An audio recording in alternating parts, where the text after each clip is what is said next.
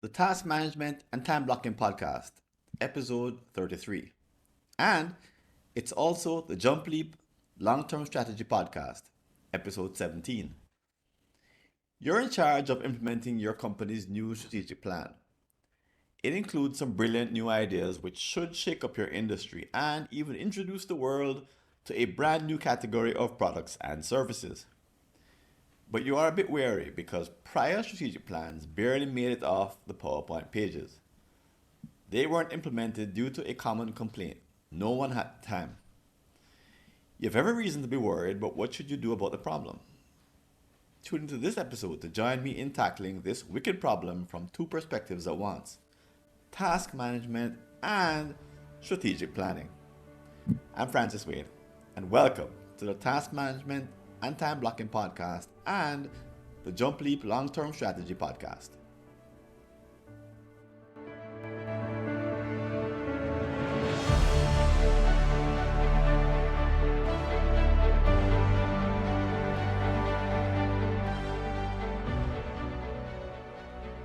And welcome back. And if this is the first time that you're tuning into either of my podcasts, you may be a bit confused, but let me explain what's happening. So I have two separate podcasts: the Task Management and Time Blocking Podcast and the JumpLeap Long-Term Strategy Podcast, as you can tell by looking at the logos on the screen. And this issue, or this episode, is actually a single area where both of my areas of interest happen to intersect or overlap. So as I mentioned before, the problem of time management in implementing strategy or any complex project of any kind is tremendous. It thwarts many teams and it stops projects from being realized. So in today's show, we're going to take the approach that I usually take in both podcasts have a very similar layout in which we tackle the problem and tear it apart. In other words, we undertake a diagnosis to understand its nature. And the reason that we spend maybe 55 minutes out of 60 diagnosing the problem is because I want to give you, the listener, an understanding of where the problem comes from, why it exists, its true nature, why people get misled to thinking it's something that it's not, sort of the red herrings. I want you to be able to understand these deeper issues and questions and analysis so that you can take the ideas that I share back to your regular life, to your workplace, to the place where you're interested in productivity or strategy, and you're probably someone who isn't strong in both areas at the same time. So I'm going to address the nuances of both, and reasons why, when they overlap, companies run into such problems. Okay, they have such a difficult time. So to do that, to accomplish that, let me introduce you to Maria. She's a highly accomplished project manager and a certified PMP, project management professional. Once again, she's in charge of implementing and executing the company's latest strategic plan. She's quite proud of the work the leadership team did to put together the plan at their recent retreat. And the fact that they are fully behind it is a big plus. However, she remains anxious. In prior years, strategic plans were casualties of busy schedules and overwhelmed executives with overfull calendars, meetings, email, and a bunch of things that were not productive. And essence, they couldn't manage the extra responsibilities called for by this new project. So the strategic plan simply floundered in the months after the retreat. After a couple of quarters, in each case, little or no progress had been made. And unfortunately, she's at a loss to understand exactly why, because the C-suiters who are in charge of the plan are some of the most hardworking people she's ever met. She doesn't doubt their sincerity. They're authentic. They have a great culture. But she was starting to think that they simply don't have the task management skills necessary, or what most people call time management. Should she be concerned? And if she should be concerned, what can she do to make a difference? So I'm going to invite you, if you're like Maria in any way, shape, or form, to take a look in your life and see where you are a sponsor or a protagonist, someone who's out to implement any kind of complex project. And by complex, I mean that it crosses departments, crosses areas of responsibility, doesn't belong to just a single director or vice president. And it also will take a significant amount of time to implement. Unfortunately, as you look around, you've seen that other projects have fallen apart. And it's not because the project management was weak. So you have a Maria, or you are Maria, in that you know how to manage a project well. Instead, it has something to do with the individuals who are involved and who need to change their behavior, who need to act. Um, the problem is if this issue isn't ultimately resolved, that quality plans and projects won't get implemented. And eventually, some companies don't even try to implement complex projects any longer because the, the, the history of failure is so prominent. And if you're someone who believes that these projects are needed to move the needle, then you may feel a sense of impatience, even depression because they keep failing so often, annoyance, or just even confusion because the answers just don't seem to come readily. And I'll probably share later on that there are blind spots in the areas in which these two overlap because you know a lot about one area but not too much about the other: strategy and task management and time blocking. But let's start with the conviction, or move from a conviction that there ought to be a way to go from ideation to implementation effectively. That there are issues around creating a brand new kind of strategy or project, which starts out being very ephemeral, and seeing it move to consistent implementation in sort of the regular lives of regular people who work in your company. That part just doesn't happen. And today we're going to forge a way to think about this problem. And I should probably tell you, however, that I've never seen a podcast on this topic, or I don't think I've even read an article that goes beyond just throwing around some conventional wisdom and dropping a couple quotes and repeating a few memes. So if you're like Maria, solving this problem is the key. It should be the number one job of a CEO. And when companies don't fix the problem and don't implement their biggest and best ideas, their most important strategic plans, they end up sometimes lacking because they lack implementation and they don't know where to put the blame. So they blame all the wrong people. You know, some people would say the executives are lazy, or they'll agree and be all happy in the retreat, and then they don't follow up, and that's due to some kind of moral failing or some kind of cultural issue, some shortfall, or maybe they just lack integrity. That they're all happy to cheerlead and come up with ideas, but they're not willing to do the hard work. In other words, there's some kind of character flaw. So we're going to go way beyond that today. But when you think it's a character flaw, you may think that you need a cultural intervention. So you may launch some kind of transformation effort, or the CEO may, sort of weigh in and sort of throw his or her weight around, demanding that people act on the strategy. And as you probably imagine, that doesn't work very well because the more you demand that people act on something like a strategic plan, is the less buy-in you experience.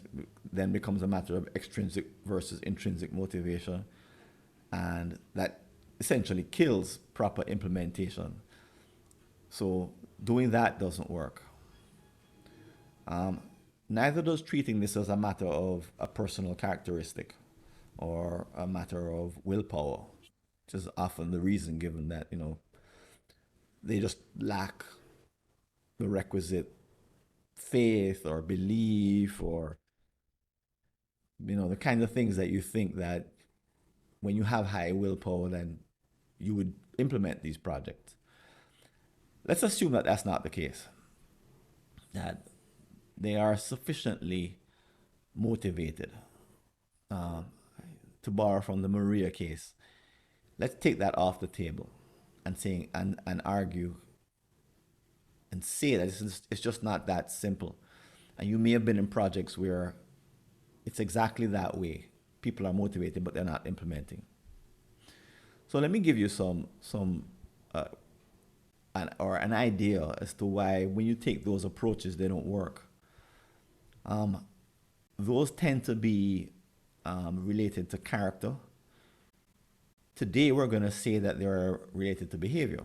And when we say behavior, we mean habits, practices, and rituals, things that people do on a regular basis. And that a new strategy of any kind calls for a particular kind of behavior that we're not taught to engage in. So when we get to solutions, I'll get more into that. But someone who is effective in their job may be completely ineffective when it comes to implementing the behavior changes required to manage a new strategy. The two are distinct and separate. Add to the problem the fact that implementing a short-term change in which you see an immediate effect is far easier than engaging in projects that don't have a payoff for 5 or 10 years. Now, ultimately, those might be the ones that save the company from destruction, but doesn't matter. They're still harder to implement than the ones that that are sort of burning and you can't avoid and are causing immediate problems today. So companies don't have the tools to help individuals engage in these behavior changes. And let me throw some further statistics at you, mostly taken from a study done by Michael Porter and Niti Noria for the Harvard Business Review. The article is called "How CEOs Manage Their Time," and I'll drop it in the show notes, a link to it. But they drop some interesting statistics, and I'll pair them with others that I've used also in work that I've done with strategic planning teams. So only 52% of time, 52% of executives said the way they spend their time matches their organization's priorities. Devastating, right? 9 out of 10 times, the main driver of an executive's schedule is not strategy, but meetings, meeting invites, and email. It's said that executives spend anywhere between 50% and 72% of their time in meetings. And the Porter study showed that they have an average of 37 meetings in any given week. Wow. In a large, complex firm, Michael Porter, the Tenoria, said that CEOs can almost never spend enough time on strategy. They must constantly work to shape it, refine it, communicate it, reinforce it, and help people recognize when they may be drifting from it. And CEOs must also ensure that the strategy is renewed from time to time and based on changes in the environment. However, after all of that, CEOs, the survey that it is said CEOs spend only 21% of the time on strategy. So these facts sort of point to a particular culture in companies that makes the problem difficult to resolve. However, that probably doesn't mean that you're not interested in solving it. On the contrary, you're very interested in solving it. But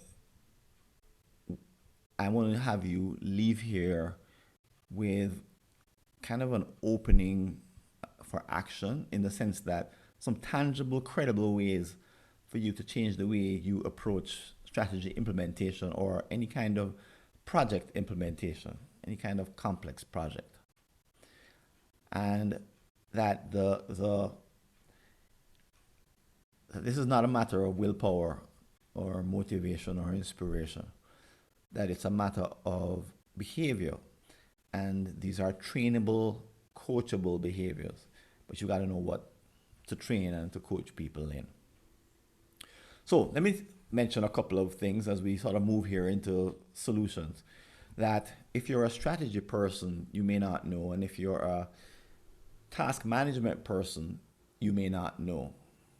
So this is some of the inner secrets about the other discipline that are necessary for us to move forward. So the first, let's start with that if you're a task management person, you may not know that what makes a strategy difficult to implement is that it's based on a hypothesis, an unproven idea or notion about, or theory about what the company needs in order for it to be successful, which makes strategy very ephemeral and very new, very difficult to put your arms around, and also very difficult to capture. So, for example, an executive team in a retreat may spend 2 days, 3 days, 4 days coming up with the most brilliant ideas. But if you ask them 2 days later what were the outcomes of the retreat, they might actually struggle to remember what they are. And it's not that they have faulty memories, it's that strategic hypotheses are extremely ephemeral. They seem very real in the moment in which they're created, but they have very little sticking power because they involve absolutely brand new thinking by a team that doesn't spend much of its time talking about strategy. So when they put the ideas together in a retreat, they really are creating something brand new for the first time. And they're unfortunately, it's not like they're painting a physical picture. They're doing it in words mostly, and most of those words are spoken words. So when I'm facilitating a retreat, I move very quickly to capture the spoken words and fix them on digital form as soon as they're spoken, if possible. I even do I do voice recordings of portions of these meetings sometimes, because the thing that you're going to be trying to implement in just a few days' time has no permanence to it. As I said, it's a strategic hypothesis. This is very different than, for example, from a PMP or a project management point of view, implementing or building the 30th apartment or structure in a massive multi-home dwelling, like a construction project or in a construction scheme.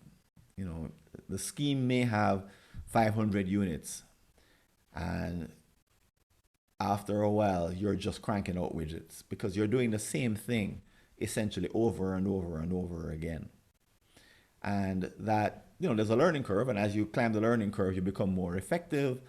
And as a PM, you're managing a different kind of activity because it's so repetitive and it's been done before.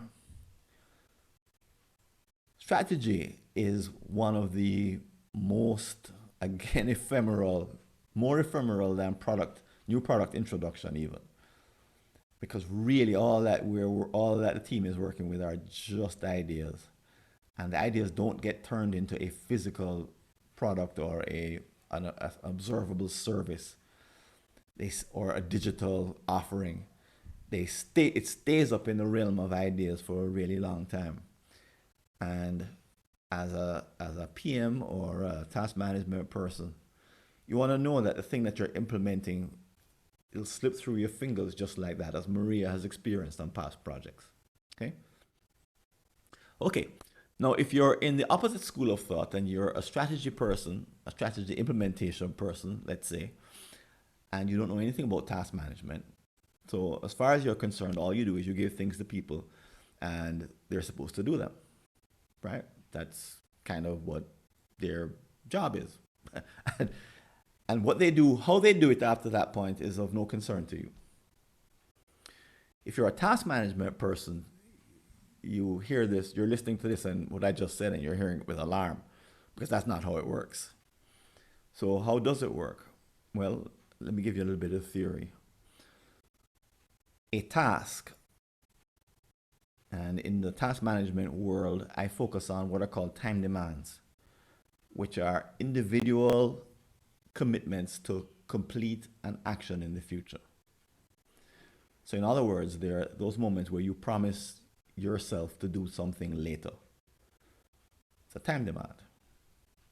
And task management is all about manipulating these time demands so that your commitments, the promises that you make to yourself, that these get kept. Like if I'm, for example, going to buy milk sometime this evening, I make the promise to myself now, and some time passes, and later on I execute it. So, to use the word ephemeral, when we make these promises to ourselves, the action is up here in our minds. And we really have a problem when we start to make lots of promises to ourselves in our minds and only use our minds to manage them. So, in the task management world, I talk about there being a hierarchy of skills. And the way in which we assess this hierarchy is to use the 7 fundamentals. Now, I won't go into these in a lot of detail, and they're all outlined in my book, Perfect Time-Based Productivity. But these fundamentals start with the creation of a time demand and end with its completion. And in between, there's all the actions that we take so that what starts off as a thought ends up as a completed action. Okay? Now, the problem with the 7 fundamentals is that nobody knows what they are. Simply put, we're a bunch of self-taught people, all adults. There is no course in high school. People do teach themselves some version of the 7 fundamentals, and they do it, in an ad hoc way. So someone teaches us the concept of time when we're about 7, 8, or 9. Somewhere in early adolescence, we use that concept to start to create our own time demands. And then sometime in our later adolescence or in our teen years, we teach ourselves to implement different versions of the 7 fundamentals. Most at a very low level of skill, and very few at a high level of skill. Most folks are in between, and it tends to be very low. And we know this because if you ask anyone, to complete a task in 3 weeks' time, there's probably a handful of people who will actually do it, let alone a year from now, let alone 3 years from now. So we human beings really have a problem when it comes to managing time demands. And the ones that tend to get done more frequently than the others aren't the let's pick up the milk kinds of time demands. Instead, they're habits. Habits that we execute without even thinking about them, like brushing your teeth, putting on your shoes in the morning, as you climb out of bed. You don't think about doing them. They're automatically done. So the problem with strategy is that essentially you're asking every single person who is in charge of implementing a new strategy to change the way they manage their time demands to accommodate this new strategy. Unfortunately, that's not explained. It's just kind of expected that this is what you'll do. In the task management world, we obsess over this particular problem. In the strategy world, we don't care. We just want you to figure it out. But in this episode, we can actually, speak to both sides of the coin and say that a strategy from a task management point of view is a huge ask, a new strategy. It's a big deal to ask someone to change, for example, what's in their calendar on a weekly basis so that it includes items which are essential to completing a strategy or the project. It's a huge ask. And one of the topics that I address is that if you're a really skillful strategic plan implementer or project implementer or PMP, you'll actually know something about the person that you're making the request of, that they complete particular tasks. Because there's some who are terrible at it, and there's some who are amazing. I have to write a paper on this, and I could I'll drop it in the show notes on different kind of levels of skill of executing projects and the individuals and how they approach them. So it helps when you customize the ask and the way you follow up and remind and look for early red flags that your behavior depends on the person that you're asking or the person to whom the task is delegated. So that helps. But the point is, it's a huge request. It's a big ask. Because you're asking people to disrupt their habits and their regular routines in favor of something that was created last week in a retreat and remains quite ephemeral. And some people have a hard time implementing that because they don't believe in it. They're like, yeah, this is like what they asked for 2 years ago. Yeah, they could even tell Maria, oh yeah, not a strategy, huh? Wow, good luck. Oh, I'm supposed to do something. Oh yeah, sure. Just like I was supposed to do it last year and the year before is what they're thinking. Because they know that what they did was they just ignored it. They stuck to their regular habits and routines. Even if they really wanted to implement, they know that they have a 40-hour workday. There is no space. And unless they make an extraordinary effort to sit down, think through how to implement, change behavior, measure it, follow up to make sure that the work is being done, that it's not going to happen. No, they don't know this consciously. I'm just telling you this because people don't go through this kind of calculation. Or they may squawk and say, oh, I'm already busy. I don't have time for that. And then, Maria might say, well, you just have to do it because it's a strategy of the company. And the person says, okay. And they willingly salute the flag and knowing that there's a 2% chance that this thing is going to get done. And many people in many companies just know that they just need to wait it out. And eventually, some new emergency of the day or some new problem of the week will pop up and the strategy coming out of the retreat is going to be forgotten. Set aside, buried in, and nobody's going to remember it until next year when at the next retreat they say, what happened to last year's strategy? I don't know.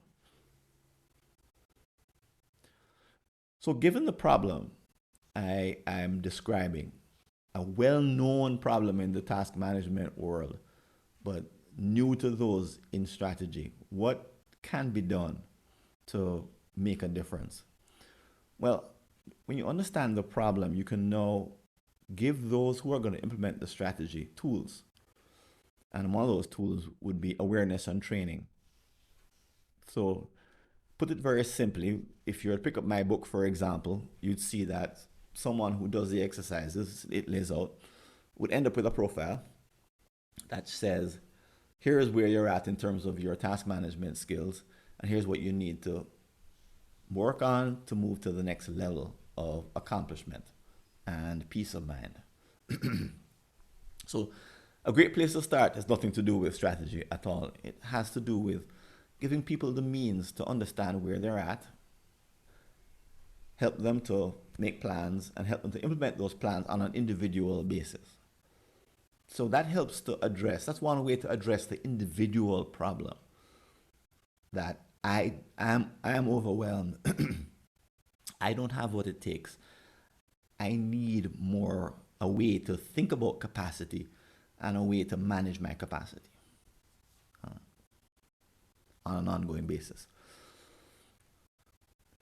So even within sort of the general personal improvement approach that you'd find in the book, there are specific behaviors that increase the odds that the strategy will be implemented at all.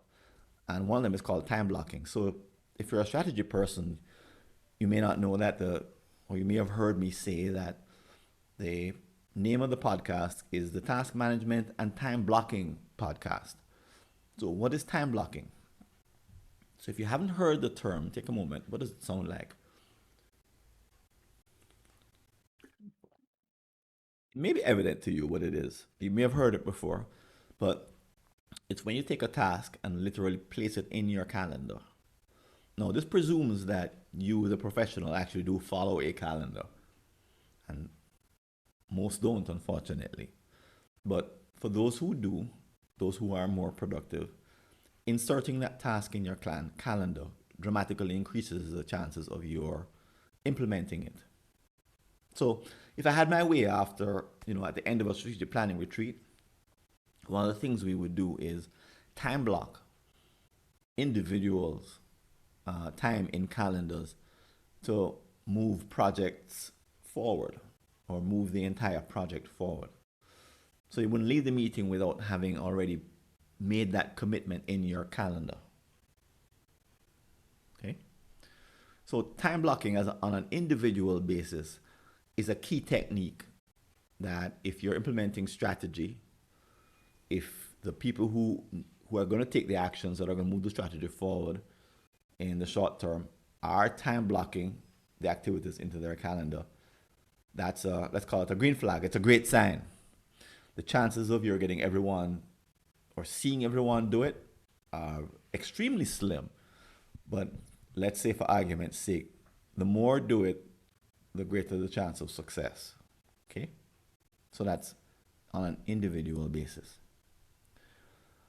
There's also something called a meetingless meeting, which is something like time blocking on a group basis. And this idea came from a McKinsey article. Put a note down to drop that in the show notes on executive time usage. And here's the idea.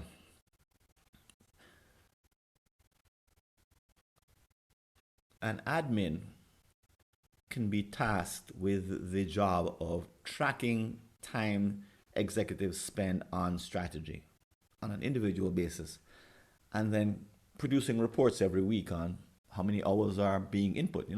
The number of hours is a good leading indicator of whether the strategy is going to get implemented at the C-suite level. True for every level, but let's just say C-suite for the time being. Well, the idea of a meetingless meeting takes it to the next step, which is that not only do executives need to block the time, but an admin could also call a meeting, let's say from 1 o'clock to 3 o'clock every Monday. And that time is for a strategy non-meeting. What does that mean? Well, that's 2 hours that each individual is going to be working on his or her contribution to the strategic plan. There are no other meetings allowed in that time slot. There's no other activities allowed in that time slot. That's, if you ever heard of boarding school, there's a time when all the students in boarding school are doing their homework. So they're collectively doing the same thing. They're just not doing it together. It's a little bit like that. It's like saying between 1 and 2 o'clock, we're not going to meet, but it's going to be in your calendar as a meeting. However, your physical body is going to be elsewhere or wherever you need it to be so that it's moving the strategy forward. So it's not left. The choice of what to do between 1 to 3 or where do I find time in my calendar for this busy activity? We're always swamped by meetings of other kinds, and there's always these emergencies that come up and displace strategy. So, no, that's not going to happen. Instead, if there's 8 members of the executive team of the C suite, then we're going to spend 16 hours. Eight of us are going to spend 2 hours each on a Monday, which means 16 hours at least per week, moving the strategy forward. So it may sound like harsh medicine. And yeah, you know what? It kind of is, but it's a requirement for the nebulous, ephemeral nature of strategy.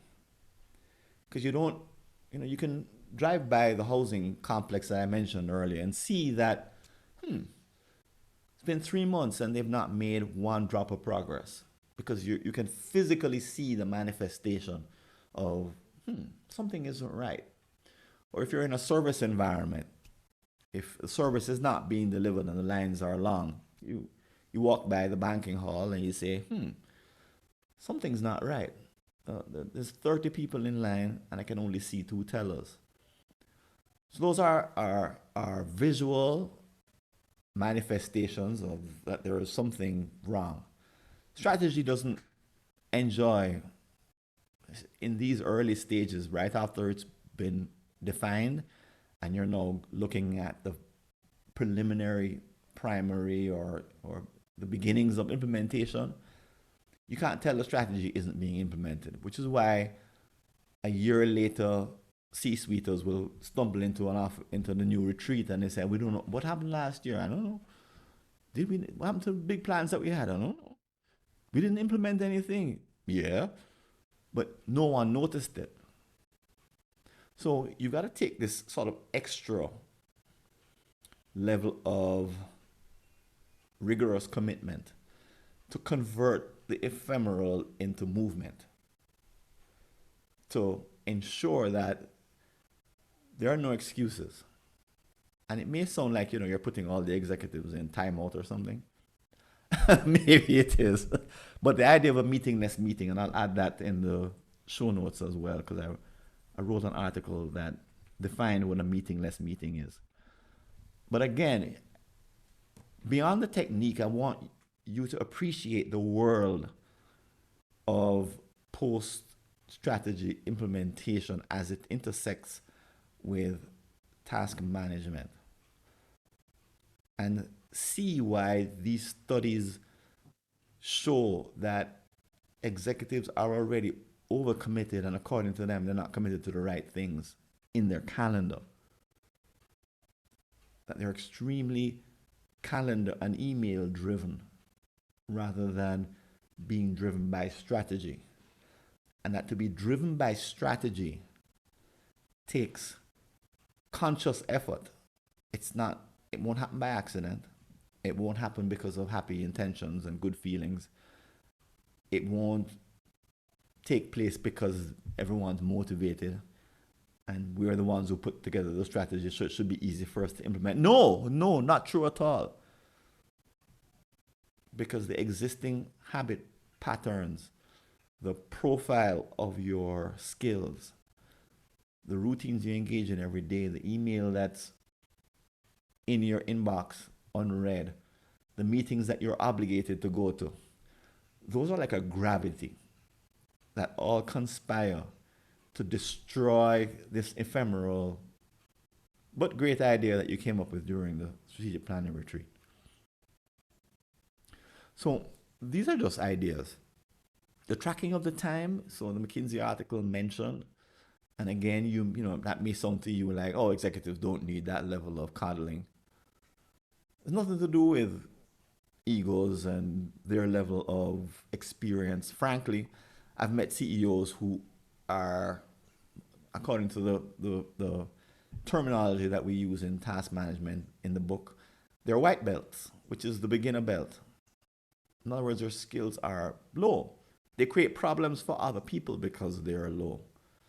And I don't, I won't say for you for a moment that of the hundreds of people that we've surveyed, and we have the data that I could share with you, that I don't see that executive skills in task management are better than average. No, these people are smarter, they're more decisive, they have more experience, but as it pertains to their task management skills, they're no better than the average employee. They're worse in the sense that they have more built in commitments, more mandatory meetings to attend, more fiduciary responsibilities that can't be avoided, more things that make it difficult to implement anything new, strategic or otherwise, anything that requires a commitment from their calendars. So, another couple of other elements that you should also look at um, are performance management. But good performance management around strategy implementation should save you time down the road. In particular, if you're someone who is the manager of someone who is involved in implementing the strategy, the feedback that you give them and the improvement milestones, they should include some degree of task management as it becomes clear that the number of tasks that they're taking on is growing. And hopefully you're someone who who thinks about task management not from a fixed point of view, like you only can manage X number of tasks per week and that's all, but that you're a growing individual and that your capacity can expand. You just need the assistance necessary to expand the number of tasks that you can manage. It's a matter of growth as opposed to being fixed, kind of along the lines of what Carl Dweck talks about in fixed versus growth mindset. So hopefully you're a manager who believes that, and performance management for you is your way of helping an employee to expand his or her capacity to manage, for example, tasks related to the strategic plan. So put that in your performance management system, do the training necessary, train the managers to be coaches, and you'll be establishing a win-win for everyone concerned. Okay? That's another idea of what can be done. And then also you can make the kind of structural organizational changes so that strategy is easier to implement. Now, many of the kinds of strategies I see companies coming up with, I mentioned before, they don't fall into one single vice presidential area. They tend to cross areas, which is why they are so important and why they're so difficult to implement. Now, unfortunately, as I mentioned, the strategy only comes together at the CEO level. CEO is kind of the level at which an organizational strategy has to be managed because he or she, or maybe a COO, they see the company from end to end, including all functions, as opposed to the functional managers or product oriented managers or those who head up SBUs, and they only see their areas of responsibility. But the idea is to change, look at the structure and say, is it fit for purpose? Is it going to help us to implement this strategy? Or is it going to get in the way? And part of what you're trying to do here is to enable the implementation of these new ideas and also ensure that they don't mean that the C-suite has to meet multiple times to update the strategy, or the CEO has to come to meetings in order to intervene. because people aren't clear on what the strategy is, but that it makes sense organizationally and they can understand their part in the strategy because of the way the organization is structured. Now, different ways to do that. You could change the hardwiring of the organization, the reporting. You can also create cross-functional teams that meet on a regular basis. There's many different ways to do it, but the point is, it'll save you a lot of time and effort and cut down the number of tasks if you structure the organization so that it's, even for on a temporary basis, it's designed in a way that allows for the implementation of the strategy. So, I know we've covered a lot of ideas here, and I'm depending on your level of interest in either topic, you've probably heard some jargon that you've never heard before. There will be a transcript, as there normally is, a transcript available. So you'll be able to go back and, here am I speaking with a Jamaican accent. And if you're not from Jamaica, you may be listening to a couple of words and wondering, what did he mean when he said that? Well, hopefully the transcript should help.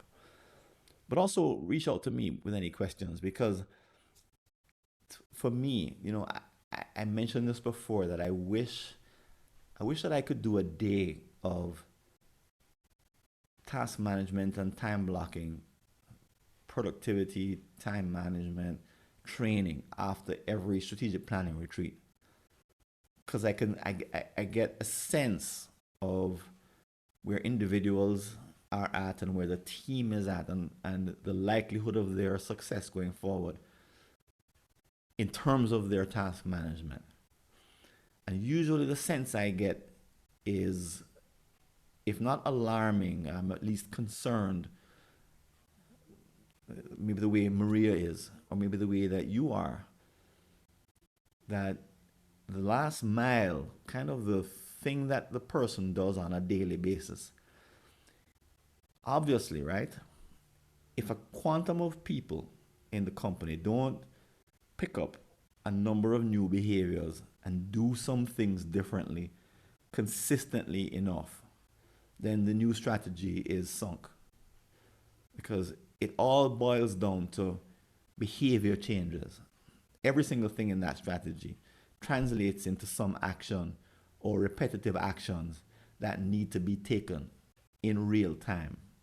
Just lying down and hoping that the strategy will manifest itself, thoughts and prayers, that's not what does it. What does it is a task, is a series of repetitive and one-time tasks. And these must find their way into the 40 hours assigned to each individual. And if that does not happen, then it doesn't matter how great your strategy is. It's dead on arrival.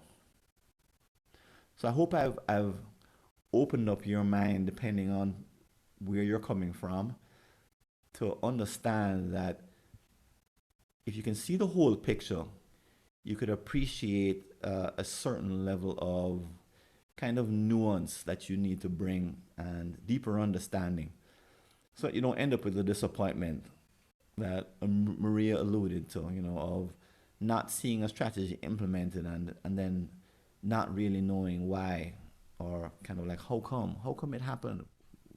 People seem to be so excited about it. Excitement is one thing, being emotionally charged is, I'm not going to say those aren't good things, but they don't overcome habits, routines, lots of meetings, lots of email. Those things have a grip on companies, on every single organization. And so far, there's not a strong movement to loosen that grip by, for example, understanding the seven fundamentals. Instead, I find that staff remain stuck. People don't understand the whole problem, and no one is offering the kind of solutions that would solve the problem, not just once, but forever. So don't go away. I want to tell you what the next episode of the podcast that you follow is going to be. And I'll simply record two different endings to this and let you know what's going to happen in the next episode. So keep listening.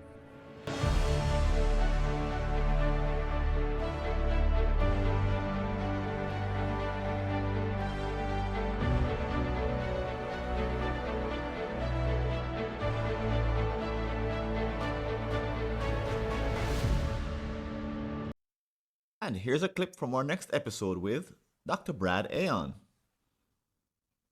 Brainstorming notes, and I think that's a shame because we live in an age of cognitive overload, and we don't even realize it. Like if you think about the average person around the 9th or the 10th century, or even the 12th century.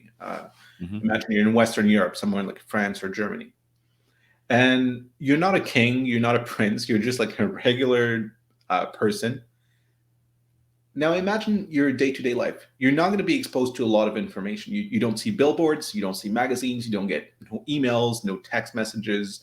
You don't have to deal with phone calls. The most information you're going to be exposed to is the village's gossip. Like maybe your cousin has a new cow, and that's the news of the day. And if you want to leave a comment about this episode or any aspect of the work that we're doing here at the Task Management and Time Blocking Podcast, you can go over to www.replytofrancis.info and send me either a message by text or send me a voice message, a voice note. And as you probably know, we have a couple of places that you can interact with other people, talk about this episode. One is at the community mightytaskers.scheduleu.org, and you'll see the link in the show notes. And the other, of course, is our upcoming Task Management and Time Blocking Summit coming up in March. Two outstanding opportunities to interact with other people about the ideas that you've heard on this podcast or any of our episodes that are coming up.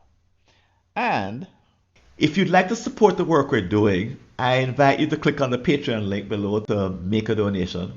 And please don't forget to like our show and recommend it to others on iTunes, Stitcher, Google, or whatever podcast app or service you're using. This is Francis Wade. I'm signing out.